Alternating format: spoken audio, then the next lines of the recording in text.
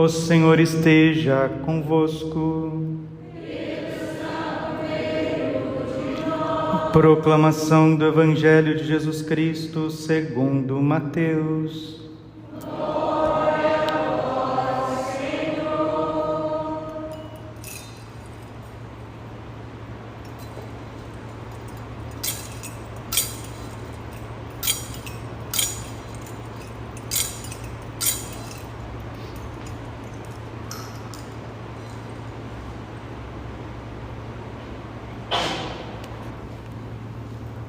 Naquele tempo, os discípulos de João aproximaram-se de Jesus e perguntaram: por que razão nós e os fariseus praticamos jejuns, mas os teus discípulos não?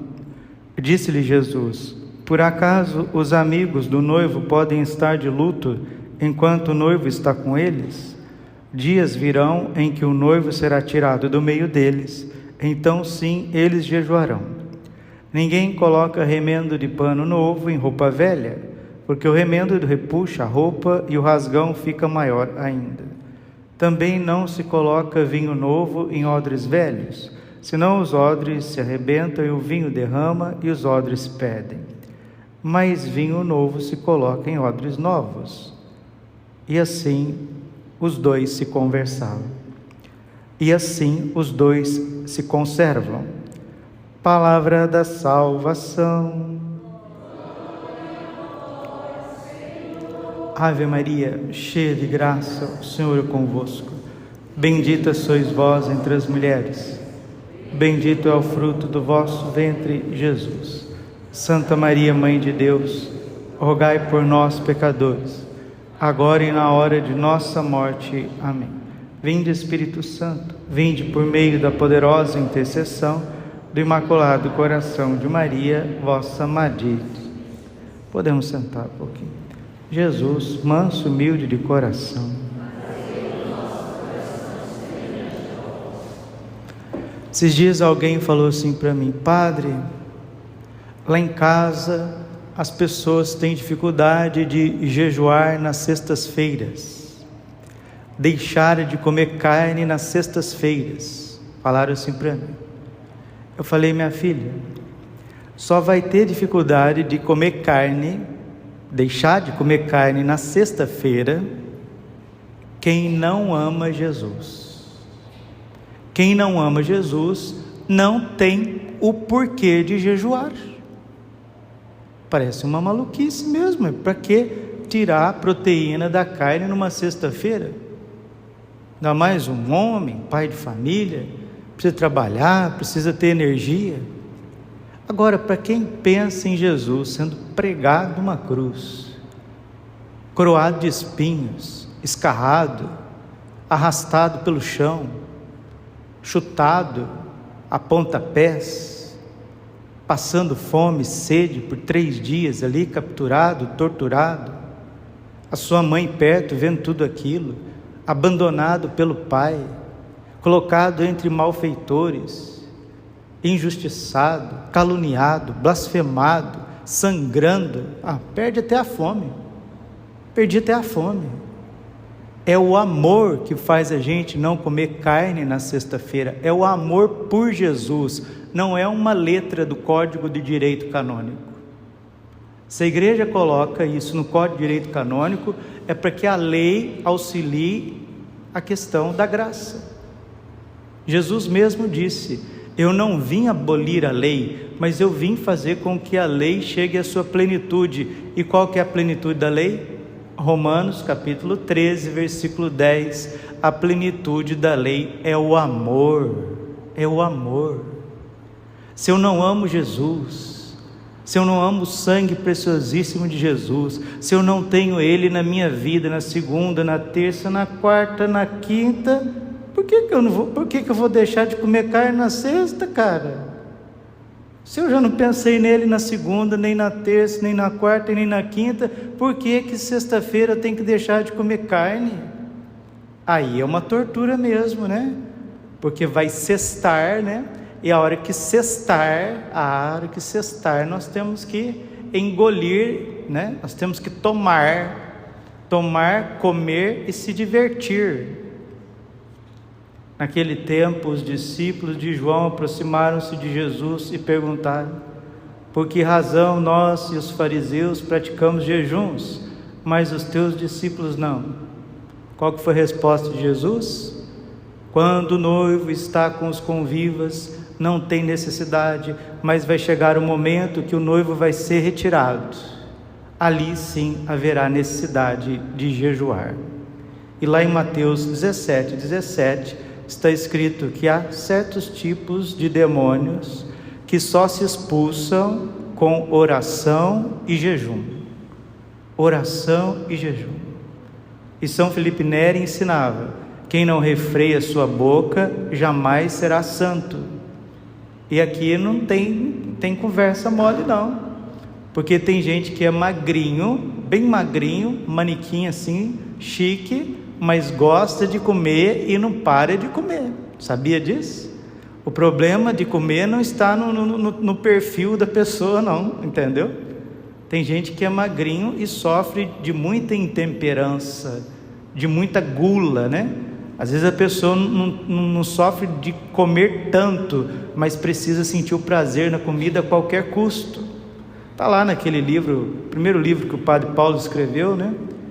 O livro Um Olhar que Cura, está lá a respeito das doenças espirituais.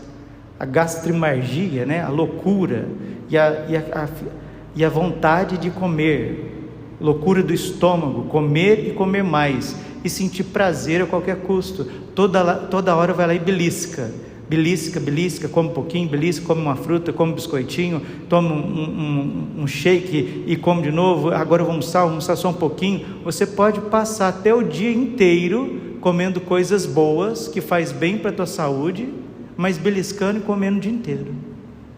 Isso, infelizmente, não é a virtude da temperança, porque a temperança, quando a gente refreia a nossa boca no comer e no beber, o nosso espírito fica leve para a oração, Então é preciso jejuar sim.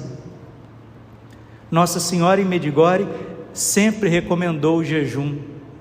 E aliás, o Ocidente vai tão mal, segundo alguns teólogos, mariólogos, o Ocidente já não sabe mais o que é jejuar. E o Ocidente está mergulhado em todos os vícios. Percebe? Como que se dissemina as drogas, a bebida, o sexo desenfreado, o sexo sem compromisso, a pornografia, não é? E a corrupção. Tudo isso vem de não refrear a própria boca. Também não se coloca vinho novo em odres velhos. Não tem o porquê jejuar se a gente não está buscando na graça de Deus. Senão os odres se arrebentam e o vinho se derrama, e os odres se perdem. Mas vinho novo se coloca em odres novos. Então os odres foram regenerados pela graça. Agora o vinho da unção, da santidade, precisa ser colocado em odres novos. Então, um dos motivos das pessoas não avançarem espiritualmente e de não ter intimidade com Deus e unção e santidade, caridade, é a falta do jejum, a falta da temperança. E ligado também à virtude da temperança está a questão do falar, né? Tanto os ouvidos, quanto os olhos, como a boca, os sentidos, são ferramentas da alma. E a palavra de Deus no livro da sabedoria, viu? Pega aí, sabedoria capítulo 1, sabedoria capítulo 1, olha o que está escrito: amai a justiça, vós que governais a terra, tende para com o Senhor sentimentos perfeitos, e procurai-a na simplicidade do coração. Deus está fazendo uma advertência aqui aos governantes, viu? Políticos, tanto governantes religiosos como governantes políticos, vós que governais a terra, porque ele é encontrado pelos que não tentam. Deus é encontrado por aqueles que não tentam, e se revela aos que não lhes recusam a sua confiança.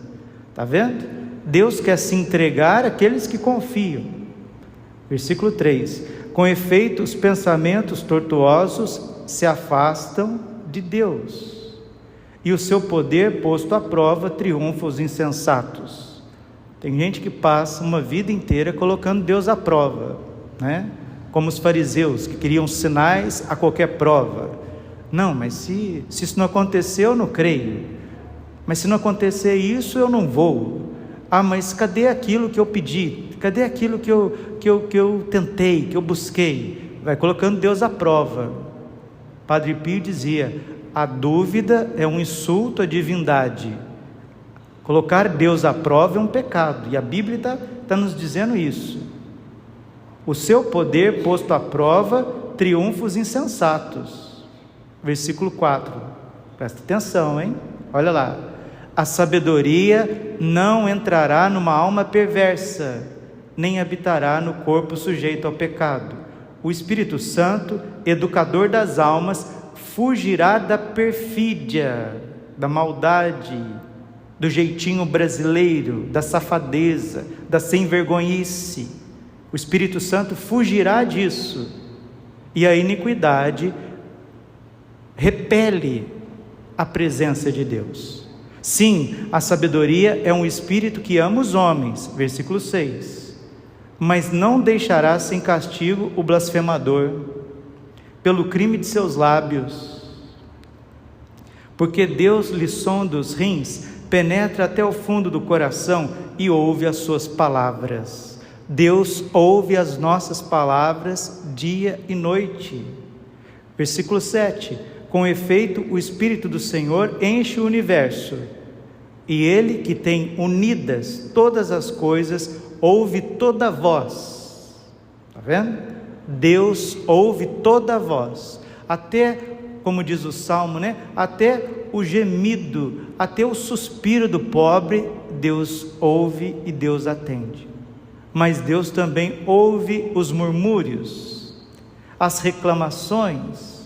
Às vezes elas não são destiladas com palavras, mas no pensamento. Quantas vezes as pessoas estão revoltadas no interior, e eu já ensinei isso muitas vezes. Toda revolta tem uma raiz, e a raiz é contra Deus. Por isso que o espírito revolucionário, ele é anticristão, porque toda revolta vem de Lúcifer, o primeiro e o eterno revolucionário. E nós temos que lutar contra isso, meus irmãos, porque o primeiro sinal, primeira consequência do pecado original é a revolta contra Deus, a desconfiança de Deus. Com efeito, o Espírito do Senhor enche o universo, e Ele que tem unidas todas as coisas, ouve toda a voz. Aquele que profere uma linguagem iníqua não pode fugir dele, e a justiça vingadora não o deixará escapar, pois os próprios desígnios do ímpio serão cuidadosamente examinados. O som de suas palavras chegará até o Senhor, o que lhe imporá o castigo pelos seus pecados. Aqui faz recordar Mateus 12:32. Cuidado com as palavras que saem de vossas bocas, porque tudo será pedido conta no dia do juízo. Jesus que disse isso. E agora parece, né? Deixa eu dar uma palavra aqui de pai, de educação para todos nós. Com esse advento da internet, das mídias, né, digitais, e agora com tal de podcast para todo quanto é lado, né? Tem gente que de cada 10 palavras que fala, 9 é palavrão. Você já viu? Você já percebeu isso? Não sei o que, tom. Ah, não sei o que, tom. Isso começou numa região do Brasil aí, né? Tem uma região do Brasil que só fala isso. É 2, 3 palavras, pum, palavrão. 2, 3 palavras, pum, palavrão. E fala isso na frente de senhoras. Nossa, você já vem com seu puritanismo. Olha, eu nasci em 82, hein, cara? A Bíblia tem, no mínimo, 4.000 anos. Cuidado com as palavras. Efésios capítulo 4, versículo 29. Você não é pagão, você é cristão, você é batizado. O teu coração, a tua vida é templo do Espírito Santo. Efésios 4, 29. que não saia nenhuma palavra torpe dos vossos lábios. Agora você vai chegar para o Espírito Santo e falar: ô Espírito Santo, que isso, Espírito Santo? Deixa a gente falar o que a gente quer, Espírito Santo. Ô Bíblia, Palavra de Deus, Santíssima Trindade. Que puritanismo é esse, Santíssima Trindade? Não, não é bem assim não. Não é bem assim não, porque Deus vê o coração. É isso mesmo que ele está dizendo. A boca fala do que o coração está cheio.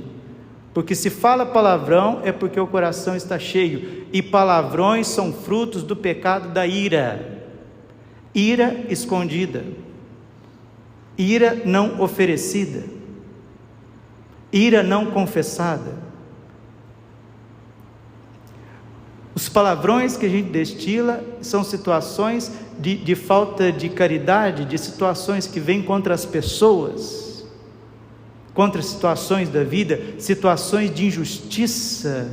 Por isso que Jesus é o Cordeiro manso, humilde. Não saiu nenhum palavrão de Jesus, da boca de Jesus nunca saiu um palavrão, da boca de Nossa Senhora nunca saiu um palavrão. Padre, mas isso é um alto escalar de perfeição? Sim, para mim e para você, para sua boca e para minha, para os seus ouvidos e para o meu. E continua a palavra de Deus: pois os próprios desígnios do ímpio serão cuidadosamente examinados, o som de suas palavras chegará até o Senhor, que lhe imporá o castigo pelos seus pecados. Lembre-se que palavrão, até de brincadeira, é fruto da ira, do pecado da ira. Até qualquer palavrão de brincadeira é fruto do pecado da ira. E por onde que entram os palavrões? Esses dias uma pessoa falava comigo: padre, o que eu faço, padre, para deixar de falar palavrão? Eu falei: querido, você está ouvindo, não está? Sim, padre, eu estou ouvindo. Más companhias corrompem bons costumes. Tem gente que eu conheço que é bem criado, pessoa boa, menino, adolescente, jovem, rapazinho bom, moça boa, mas por ouvir conversa fiada, em trabalho, em escola, em internet, vai lá e repete a mesma coisa. Senhor, que ponha uma guarda nos meus lábios, porque com a mesma boca que você vai receber o corpo e o sangue de Cristo, eu não vou repetir os palavrões aqui, mas nunca, né? Graças a Deus. Se quiser me chamar de puritano, não tem importância também não, pode chamar, pode colocar aí no teu rótulo o que você quiser, mas lá em casa falou palavrão, lepa na boca, pum, tomava na boca já, direto, pum. Minha avó, graças a Deus. E ela está em sintonia com o Espírito Santo e com a palavra de Deus. E o Espírito Santo foge de quem fala palavrão. Não precisa acreditar em mim. A sabedoria não entrará numa alma perversa, nem habitará no corpo sujo, sujeito ao pecado. O Espírito Santo, educador das almas, fugirá da perfídia. Foge. E quando o Espírito sai de perto da gente, as trevas vêm e dominam. E aí leva para pecados piores. E continua a palavra de Deus: é com efeito um ouvido cioso, o Senhor é um ouvido cioso que tudo ouve. Você que tem o costume, já não tinha, mas já está adquirindo, né? Porque vive no meio de pagão, de gente que está acima do bem e do mal, né? Você que não tinha o costume, mas que está adquirindo, você tem coragem de falar esses palavrões se Jesus e Maria estivessem na tua frente? Se São José estivesse na tua frente, você tem coragem de falar esses palavrões de brincadeira que a gente fala lá fora, no bar, não sei na onde? Você tem a coragem de falar esses palavrões diante do sacrário, diante da cruz do Senhor? Você tem coragem? Não, padre, Deus me livre e guarde, não teria coragem de falar isso de jeito nenhum. Pois bem, aonde nós estivermos, somos templo do Espírito Santo. O Pai, o Filho e o Espírito Santo habita em nós no futebol, habita em nós na lanchonete, habita em nós no trabalho, habita em nós no quarto, na sala, na rua, no carro. E continua a palavra de Deus: Ele tem um ouvido cioso que tudo ouve. nem a menor murmuração lhe passa despercebida. Estou falando de palavrões, perfídia, né? Mas também de reclamações. Murmúrio, né? Antigamente, né, uns 20 anos atrás, 30 anos atrás, o movimento Renovação Carismática sempre dizia nos grupos de oração, né? Os grupos de orações sempre dizia que a murmuração é o louvor para o demônio. E é isso mesmo. Se o louvor traz unção, a murmuração traz assídia, traz ali o pecado da tibieza, a fraqueza. E é isso mesmo, é a palavra que está dizendo. Como que um ser humano vai contra a Bíblia? Como que vai contra a Bíblia? Não tem como. Acautelai-vos, pois, meus filhos, de queixar-vos inutilmente. Evitai que vossa língua se entregue à crítica. Está vendo? Perfídia, murmuração, crítica, todos os pecados da língua. E continua a palavra de Deus. Porque até mesmo uma palavra secreta não ficará sem castigo. Está vendo? A falta de conhecimento da Bíblia, a falta de conhecimento de como é Deus, faz com que a gente vá vivendo na ignorância e afastando o Espírito Santo da nossa vida. E vai afastando. E aí, mas eu rezo, padre, e não sou santo. Mas eu rezo e não vejo o crescimento das virtudes. Padre, mas eu ajudo e não... E aqui eu estou corrigindo todos nós. Primeiro sou eu, primeira boca é minha, primeiro ouvido é o meu, primeiro nariz é o meu, primeiro os olhos são os meus, as mãos são as minhas. É por isso que a gente não avança, porque enquanto nós não crescemos na temperança, que é a questão do jejum, refrear a boca, a questão dos ouvidos, não ficar, né, ouvindo conversa fiada, más companhias. Quando a gente não também refrear a nossa boca, nós vamos meio que, como diz o profeta Ageu, né, enchendo o saco roto. Você se esforça, você não vê as graças, você não vê o milagre, você não vê a transformação do teu coração, e você está ali, aquela coisa, e depois a conta sempre chega.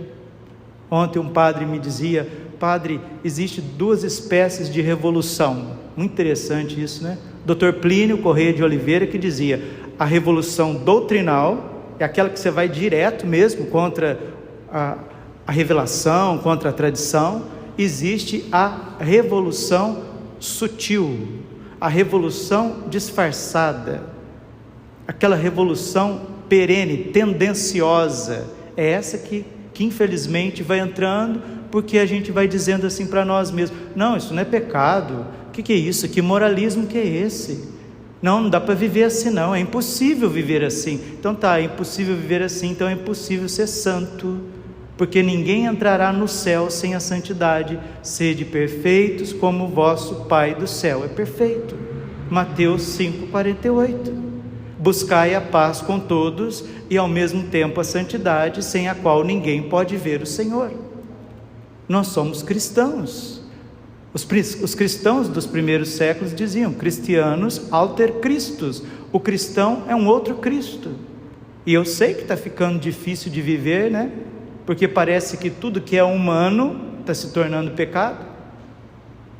Tudo que é humano, tudo que é próprio do humano, parece que a própria cultura está imbuída do pecado. O Padre Jonas falava muito isso. Por isso é preciso ser criativo, meus irmãos. É preciso ser criativo. Diz São Paulo aos Coríntios, capítulo 6: tudo é permitido, mas nem tudo me convém. Tudo é permitido, mas eu não me deixarei dominar por coisa alguma.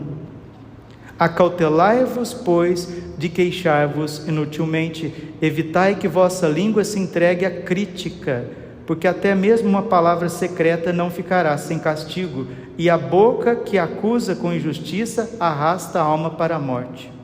Versículo 12. Não procureis a morte por uma vida desregrada, não sejais o próprio artífice da vossa perda. Deus não é o autor da morte. A perdição dos vivos não lhe dá alegria alguma. Ele criou tudo para a existência, e as criaturas do mundo devem cooperar para a salvação.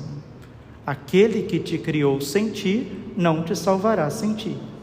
Nelas, nenhum princípio é funesto, E a morte não é a rainha da terra, porque a justiça é imortal. Vamos tomar muito cuidado com a perfídia, né?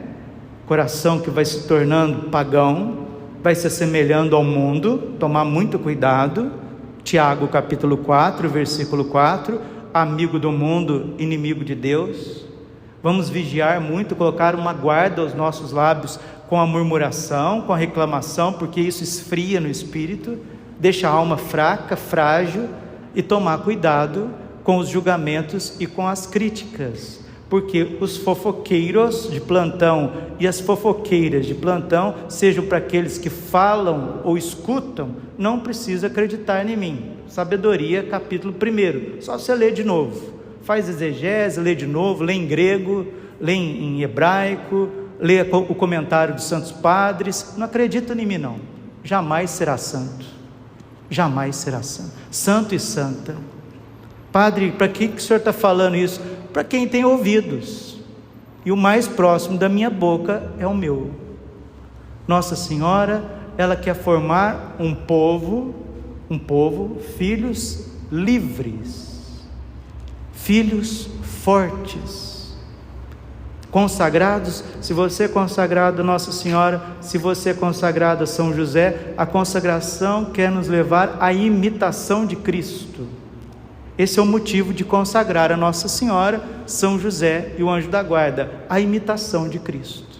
Livrinho famoso, belíssimo, caríssimo? Belíssimo, imitação de Cristo. Imitação de Cristo. São João da Cruz. Não fale, não faça, não haja nada daquilo que Jesus não falaria, não agiria, não faria, se tivesse nas mesmas situações de você, com a sua saúde e nas mesmas circunstâncias, porque isso é perfeito. São João da Cruz, não fazer, não falar, não agir, não fazer o que Jesus não faria no seu lugar, naquela circunstância. Ensinamento de São João da Cruz. Ou fazer, falar, agir aquilo que Jesus faria nas tuas circunstâncias. Isso é perfeito, isso é perfeito. Agora, se os doutores da igreja, se a Bíblia não tem nada para ensinar para a gente e nem para interpelar, então aí tem que criar uma religião para nós, né?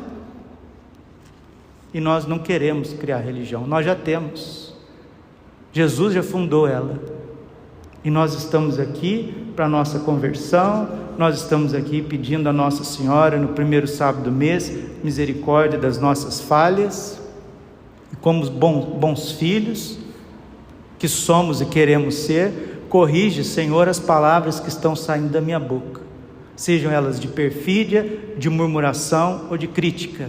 Corrige, Senhor, esse gosto desenfreado de comer carne na sexta-feira, porque justificativa você tem para tudo, né? Eu tenho justificativa para tudo, você também tem justificativa para tudo, e quando a gente tem justificativa para tudo, a gente está se afastando da cruz de nosso Senhor Jesus Cristo, e é justamente na cruz que está a morte dos nossos vícios, das nossas paixões e dos nossos pecados. Como reza São Luís Grignion de Montfort, né? Senhor, fazei-me amigo da tua cruz, como tu és o meu amigo da cruz. Que Nossa Senhora, aos pés da cruz, toda mortificada nos olhos, nos ouvidos, nos sentidos, no coração, na memória, que Nossa Senhora nos ensine a passar por esta noite escura dos sentidos, que dói e custa tanto, mas não é nada perto da noite escura do Espírito, que dói mais ainda e custa mais ainda. Mas aquele que começou essa obra excelente em vós, Filipenses 1, versículo 6, aquele que começou essa obra excelente em vós, dará o acabamento final até o dia de Jesus Cristo. Glória ao Pai, ao Filho e ao Espírito Santo, como era no princípio, agora e sempre, por todos os séculos dos séculos. Amém. Coração imaculado de Maria, confiança, saúde e vitória. E com alegria vamos cantar o nosso ofertório.